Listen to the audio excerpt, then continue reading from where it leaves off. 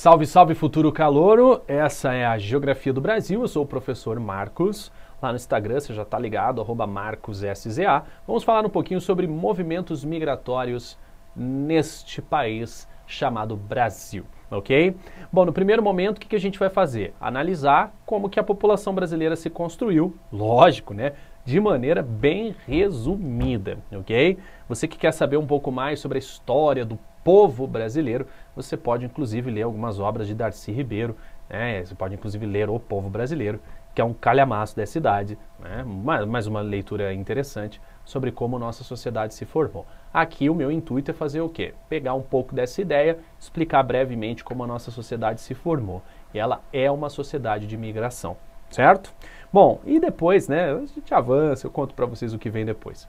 Bom, veja só, então a imigração brasileira, gente, o que acontece, né? Então, nós temos, né, o próprio Darcy Ribeiro já falava, né, que o Brasil era a nova Roma, né? O que ele estava querendo dizer?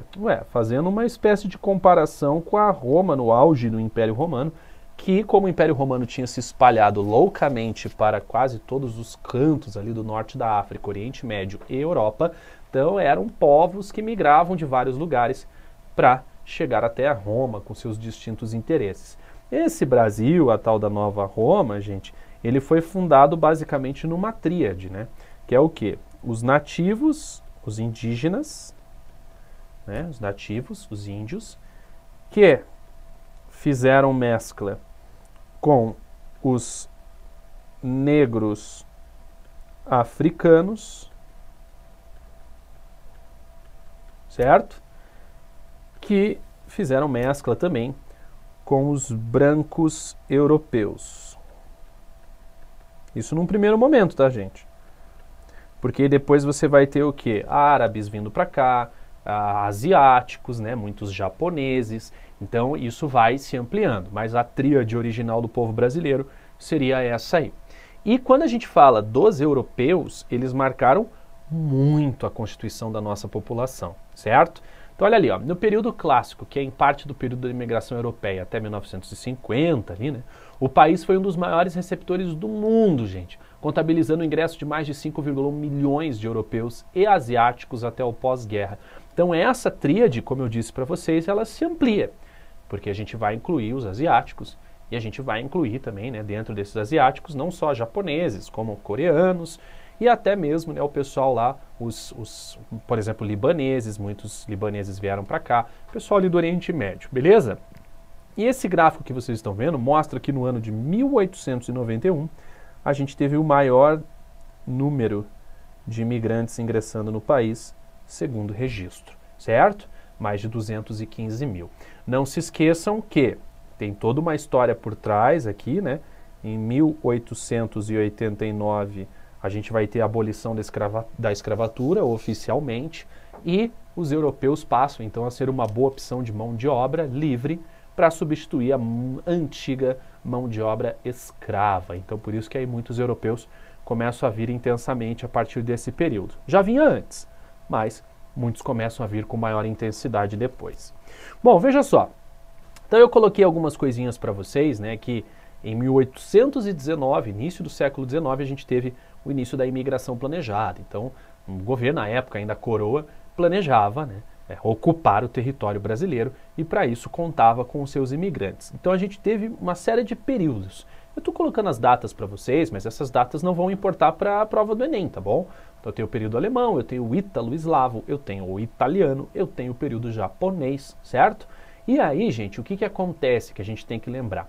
Numa conta final, aqueles que mais estiveram presentes no Brasil foram os portugueses, né, por toda uma história de colonização. Durante muito tempo, inclusive só os portugueses, né, podiam vir aqui para o Brasil em morada oficial e tal. E aí, gente, depois dos portugueses, os italianos. Tá? Os italianos, a Itália que sofreu bastante, principalmente na primeira metade do século XX, com as duas grandes guerras, inclusive, né, saindo derrotada. E aí, gente, assim, derrotada com todas as letras, né, principalmente após a queda de Benito Mussolini, o final da Segunda Guerra Mundial. E aqui, ó, o total de imigrantes que vieram ao Brasil entre 1884 e 2014 é um gráfico muito bacana. Você pode pegar ali e verificar. Ah, o meu bisavô veio da Itália em tal ano. Então você pode ir lá naquele ano e verificar quantos outros italianos vieram. Naquele ano, quem teve, né, mais presente aí no Brasil, se foi italiano, se não foi, se foi alemão. Tranquilo? Tudo bem? E aí já é também um exercício, né, para você se perguntar, caso você não saiba, quais são os seus descendentes, de onde eles vieram. Beleza? Bom, vamos lá. Vamos falar um pouquinho da migração interna brasileira. Depois desse monte de gente que veio parar aqui no Brasil, o brasileiro começa a se formar através dessas misturas, né? Hoje em dia é praticamente impossível dizer etnicamente como um brasileiro se constitui. É uma mistura. Então, o que rolou? No Brasil, o processo de migração interna, ele se repetiu várias vezes e sempre com uma seguinte base, econômica. Então, as pessoas saíam de um lugar e iam para outro através do quê? De uma motivação financeira, beleza? Porque aqui no Brasil você não tem, né, registros de grandiosas catástrofes naturais, você tem alagamentos, enchentes e tal, mas você não tem furacões imensos, você não tem registros de fortes terremotos que causaram migração em massa, erupções vulcânicas, guerras que causaram migração em massa. Não, você teve conflitos dentro do território brasileiro, mas nada que fosse significativo para dizer, olha, nossa, isso aqui gerou 1 milhão de refugiados. Não, não, não, certo? Então, basicamente, a migração interna no Brasil se dá por motivos econômicos. Vamos até anotar isso aqui, né? Então, eu falei que ela se repetiu inúmeras vezes e se repetiu no sentido de que os motivos econômicos geraram tais repetições. Bom, vamos lá. Então a gente teve as migrações no território em arquipélago. O território em arquipélago é o seguinte, né? Vocês lembram o que é um arquipélago na geografia física? O que é um arquipélago? É um conjunto de ilhas, ok? As ilhas estão conectadas entre si? Não, né? São ilhas, elas estão cercadas por água, portanto isoladas de outras ilhas. O território brasileiro, antes do seu processo de industrialização, ele era assim. Ele era como se fosse um arquipélago. Lógico, não ao pé da letra, entendeu? O território brasileiro não era um monte de ilhas. Ilhas é entre aspas, não é literal. É tipo assim, a região norte não se conectava com o nordeste, que não se conectava com o sudeste, que mal se conectava com o sul. O centro-oeste era um baita de um vazio demográfico. Então você não tinha ligações, sabe? As migrações que ocorriam nessa época até rolavam, mas era de baixa intensidade. Do tipo, o cara vivia lá em Minas Gerais e, cara, extraía ouro. Aí um certo dia ele viu que lá no norte estava rolando uma oportunidade por causa do ciclo da borracha. O cara ia. Mas assim, o fluxo era bem restrito. Porque quem encarava esse tipo de migração? Era muito difícil se deslocar, ok? E aí, depois da industrialização, as coisas começam a se modernizar no Brasil, construção de ferrovias e rodovias, então a gente passa a integrar o território. E a migração aí começa a comer solta, né, cara? Porque agora fica mais fácil de se deslocar, ok? Então eu vou colocar para vocês aqui ó, as migrações no território integrado pós década de 1930. Então a partir ali de 1940, 41, você já com o Brasil mais industrializado, com mais rodovias e ferrovias, a coisa começa a ficar mais fácil para promover o deslocamento das pessoas.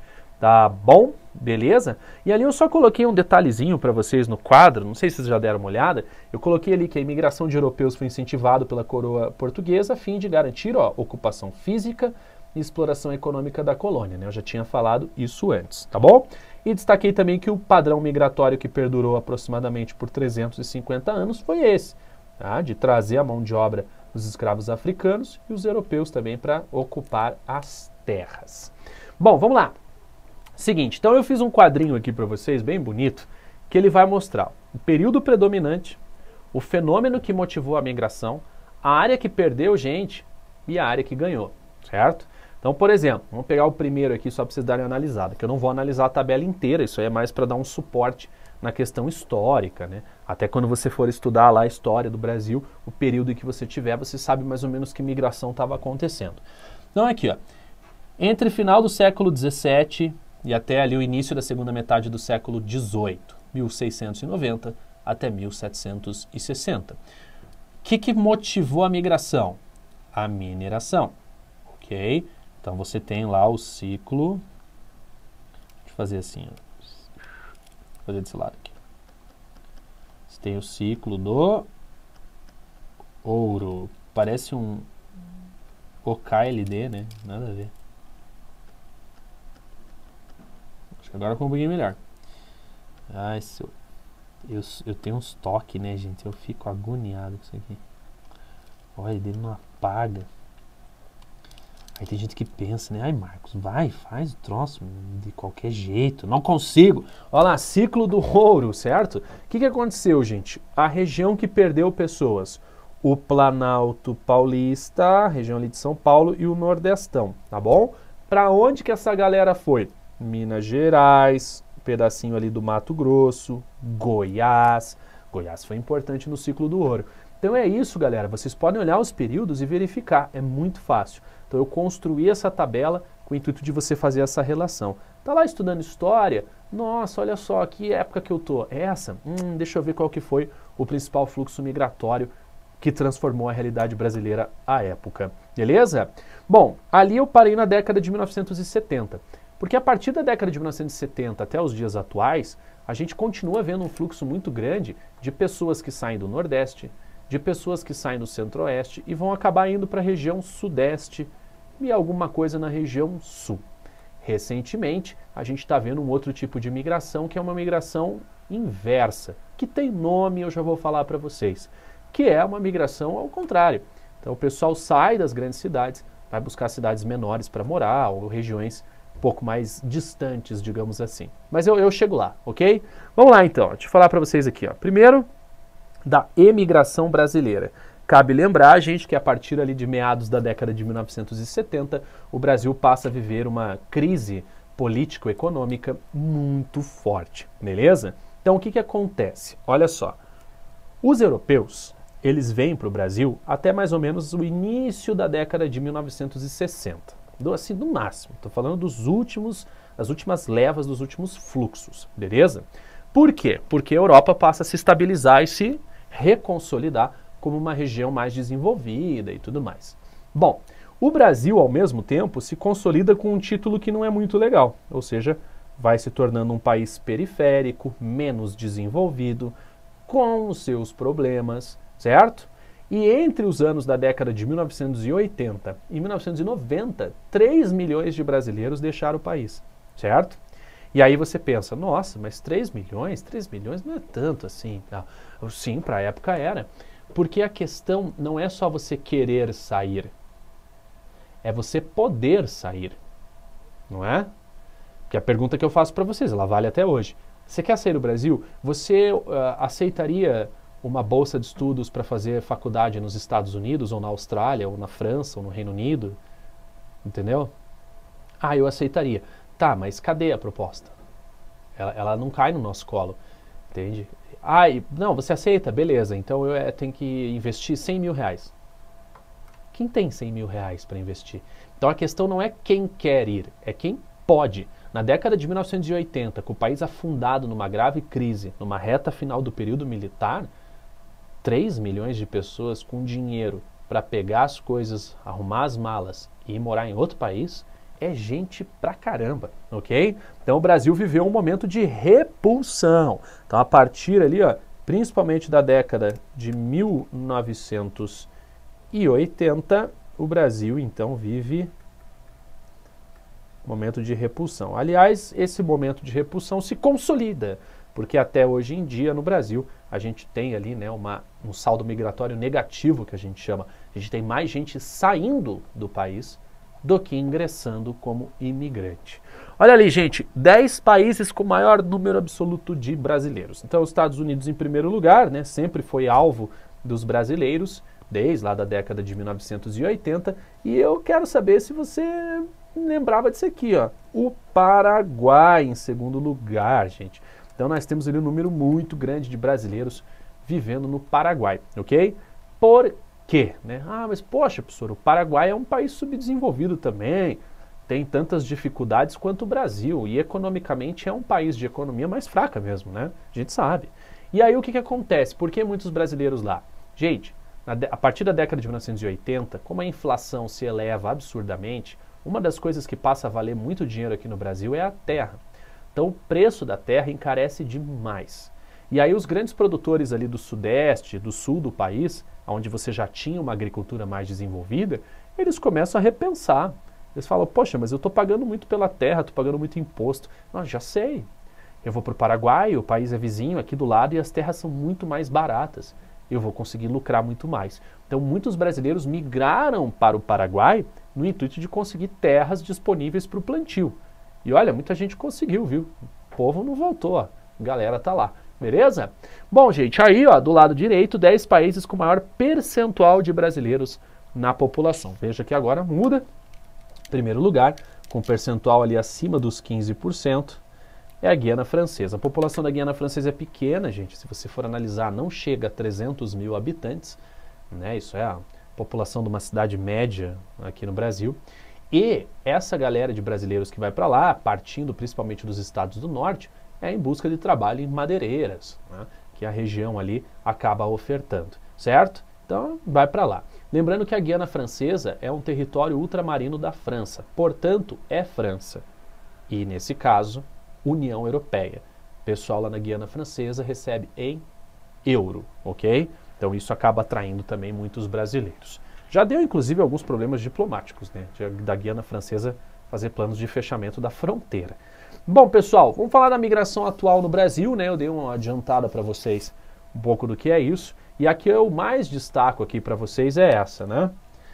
Que é o que a gente chama de migração de retorno. Ah, o nome já diz tudo. Você vai para o lugar e depois retorna, ok? Por quê? Não interessa o motivo, de verdade. Então, por exemplo, olha lá, a principal migração de retorno que tem é a migração Nordeste e Sudeste. Essa é muito legal que vocês guardem. Aliás, das 3 que eu trouxe aqui, a única que eu vou realmente destacar e explicar é essa, devido ao peso, à importância dela. Então, o que acontece? Fulano sai do Nordeste e vai tentar a vida no Sudeste, e por mais que ele tenha melhorado sua vida ou não, não interessa, ele resolveu voltar. Então, a principal migração de retorno é a migração do quê? De nordestinos que retornam ao Nordeste, depois de ter tentado a vida no Sudeste, seja no Rio, seja em São Paulo, onde foi a maioria. Porque eu digo muito isso, né? Ah, vai lá para São Paulo, tenta melhorar de vida, não consegue, foi uma ilusão, volta, não é? Mas ele pode ter ido para São Paulo e ter melhorado a vida. Você fala, não, eu melhorei de vida, mas agora eu estou percebendo um crescimento da indústria e do comércio no Nordeste que eu acho que está valendo mais a pena voltar, ok? Então, cara, no fundo não interessa o porquê ele volta, interessa que ele volta, ok? Entenderam a jogada?